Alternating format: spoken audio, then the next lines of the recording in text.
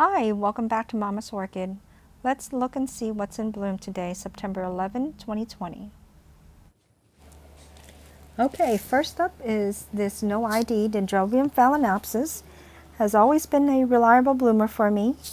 Got it at Lowe's probably 2017, and it's bloomed every year. And this year has been no slowing down. I've got 4 bloom spike on, or two bloom spikes on one of the new cane and 2 more on another new cane.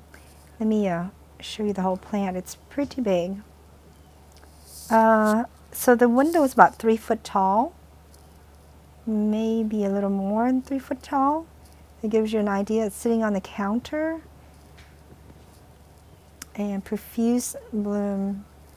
Oh, I just love the sprays of it, and there is a little bit of a scent. It's sweet, like honeydew. I love the pale purple edges of the buds or the blooms. No ID again. Let's see. Just like any Denphals, it's a bright light. Lots of watering because it's so big. I've been watering every single day almost, and missed a few days here and there.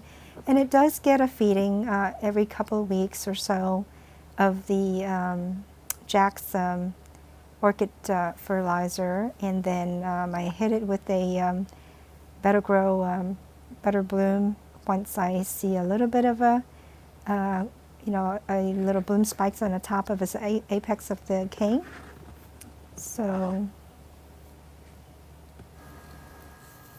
it gets lots of sunlight, of course, and even direct morning sun, but in the heat of August, no direct sun. And it tends to grow towards the light because my growth area has a low clearance. So that's why all those sprays or all those spikes are leaning sideways instead of upright. So, but I love looking at this. This thing is just amazing. It's just showstopper every time. All right, let's go to the next one. All right, this next one is called Catalytonia, and why not is the specific hybrid. It is a new one for me, and I featured this one on the previous video, so just wanted to give it a small capture on this one in the video.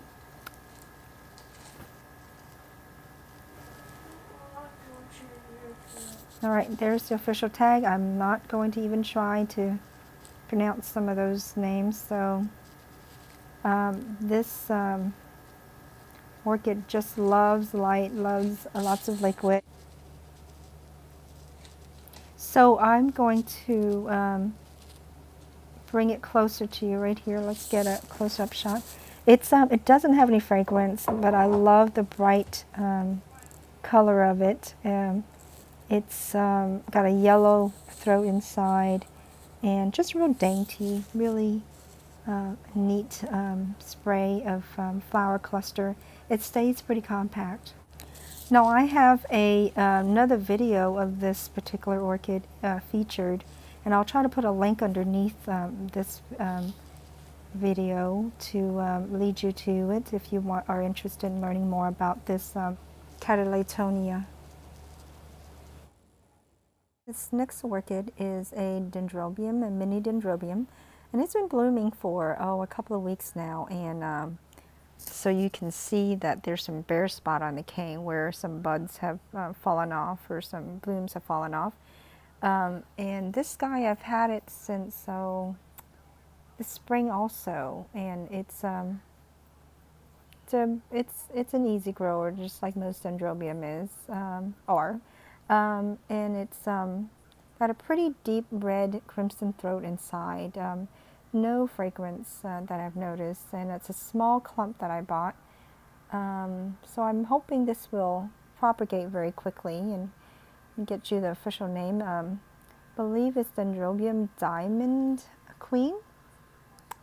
There we go. And bright light again, lots of water. And the roots are starting to establish a little more.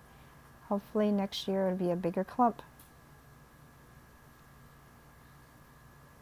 So I put it in a cup because sometimes I soak the entire thing in water for, you know, a few hours, and makes watering a lot easier.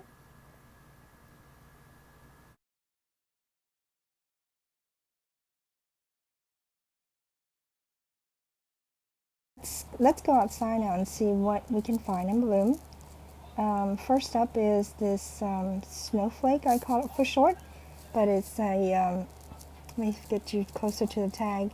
I think it's, let me see if I remember that name, it's Dahlia Snowflake times little star, that's a little star, which has the nodosa in it, so it does have a little bit of a nodosa smell to it.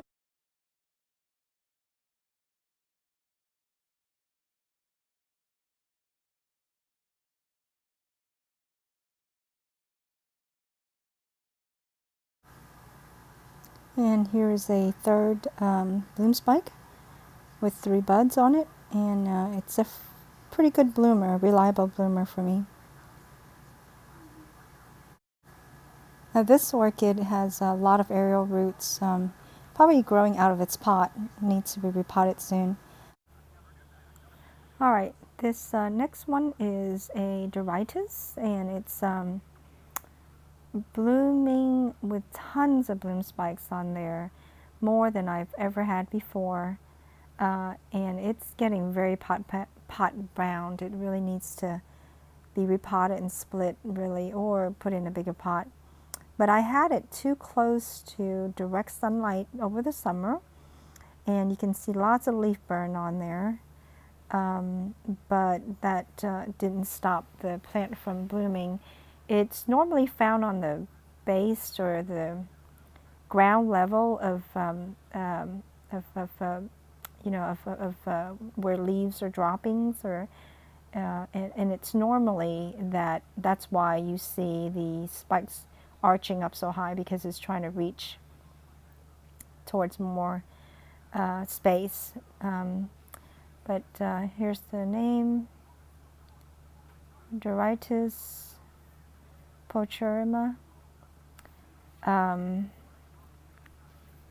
And it's normally found in Southeast Asia, and so it's considered in what do you call it, a hot weather grower. So I'm in zone 9, so it's just perfect to have this. But I don't, let's see, I didn't even try to count the number of spikes. There's so many. So here it is hanging out. Normally it's hanging up on the pergola area, and I just stuck it in this rock garden right here. Just thought it looks really neat there. And also to give it some shade too, so that the bloom spike will last longer.